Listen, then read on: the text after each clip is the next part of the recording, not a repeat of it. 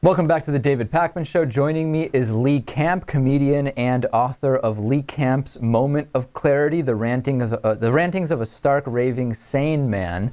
Lee, great to see you. Great to meet you at Netroots Nation. Tell me about the book.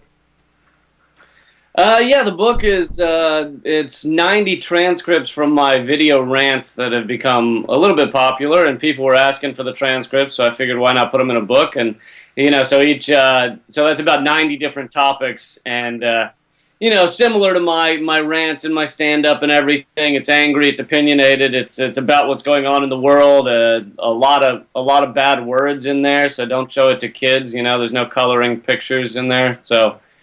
might be a bad idea for them, but people seem to be liking it, so it's been doing really well. It's called Moment of Clarity. Yeah, I was reading that the book made it to number 5 on Amazon's political humor category, which is actually ahead of where Bill Maher's book was at one point. So I'm sure you'll be making like $1 million donation to Obama soon.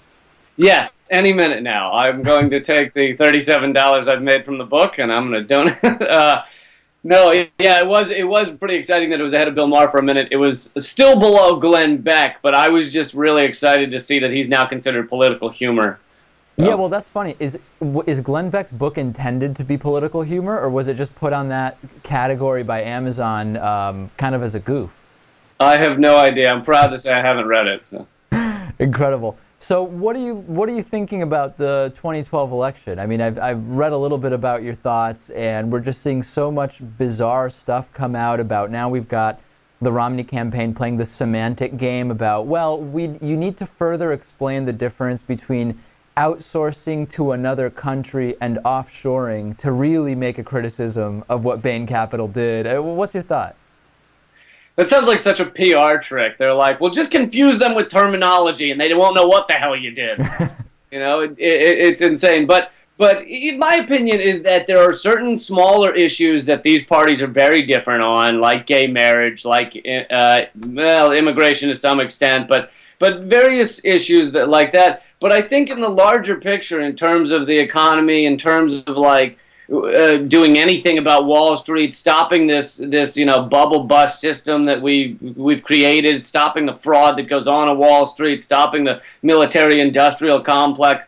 Between the two parties, I don't see a lot of difference, and I think it needs to be talked about more, because I don't think that pretending these two parties are polar opposites does us justice in the larger scope of things. Okay, I can understand what you're saying, but so there's kind of then two places you can go from that, and I'm curious which one you fit into. One is, let's get Obama out and put in Romney, because then it'll maybe open the door for some kind of more significant progressive move after Romney. And then there's the people who say, wait a second, we kind of already tried that. We had George W. Bush for 8 years, and the last 3.5, President Obama has just been trying to undo that damage. So there's not really anything to this idea of let's go to the right to then go further to the left later on. I mean, which camp do you fall into? Well, I haven't said go to the right in order to go to the left. I don't think I fall into either of those camps. I think there is more than that. I don't know who I'm going to vote for. Although I'm also not in a swing state, so it's less of a pressing matter, but would you vote for Mitt Romney? What's that? Would you consider voting for Mitt Romney, or is it between Obama and someone else, or a no vote? Right. It would be, for me, it'd be between Obama. Whether I, well, he's better than Romney, all right, so vote for Obama, or some third party or something. But I think there's a lot that can be done. A lot to be done for third-party candidates, whether they win or not, at least just entering the discussion. I also think that a lot of the things that are outside the political spectrum are very important, like Occupy, and I've tried to be very connected to that movement. I mean, to just help out in the way that I'm able to help out. I mean, I understand I'm just a comedian, but, luckily comedians are still allowed to have points of view and messages and get them out there, and it may be a sad thing, but people seem to be turning to comedy for their news, so I guess that gives us an even greater obligation.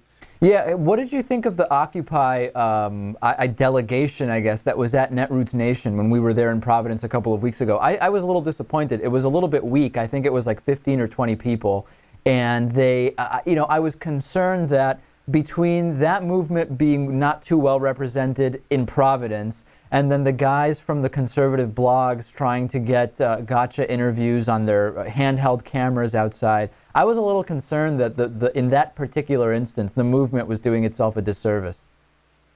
Well, when you say the Occupy contingent, are you talking about the guys camping outside or the guys on the panels? The guys camping, the people outside, yeah, not within the conference, but from an outer point of view. Yeah, I mean, at times Occupy, depending on the city and that kind of thing, yeah, it can look kind of weak, but I just think it's a long-term battle, and I think that people don't give it enough credit for what it achieved in only 2 to 3 months. I mean, changing the entire discussion in this country from austerity measures to inequality and to the idea that this system is unsustainable. And the fact that it's getting top-heavy. I mean, I don't think you have to be a brilliant scientist to realize that top-heavy things collapse. You just picture Philip Seymour Hoffman riding on the shoulders of Natalie Portman. It doesn't end well. So when all the wealth is in the top 1%, it's gonna collapse worse than we've ever seen. I think most people know that. I think you talk to people on Wall Street and they'll say, yeah, this isn't going to go on forever, but I'm going to steal as much money from the burning building while I can before it collapses. Do you think at some point the Occupy movement would be well served to have some kind of and I don't know that leader is really the right word or spokesperson is the right word, but there's been this resistance to saying that it's a movement that is headed or directed by any one person. At some point, do you think there will be some benefit to that? Do I think there'll be a benefit to some sort of leadership? Yeah. I don't really see it happening. I think that most people that are involved in the decision making in Occupy, meaning the committees and the voting and stuff, are very opposed to any top-down leadership. And I think there are a lot of benefits to it as well. I'm not saying that it needs to remain that way forever, but I think there's a lot of benefits. Like you can't just knock the legs out from under Occupy by taking down one man, like they've done with Julian Assange. You can, when you have one leader or a few leaders, it's very easy to put them in jail or arrest them or malign their character or whatever and destroy a movement. Whereas there's nobody at the top to destroy. So I think considering the forces against Occupy right now, it's actually survived longer without that leadership. All right. The book is Lee Camp's Moment of Clarity. We've been speaking with comedian and writer Lee Camp. Really great to meet you in Providence, and glad to have you on the show. Thank you. I also have a live comedy album coming out this week called Pepper Spray the Tears Away. Excellent. Okay, thanks, Lee.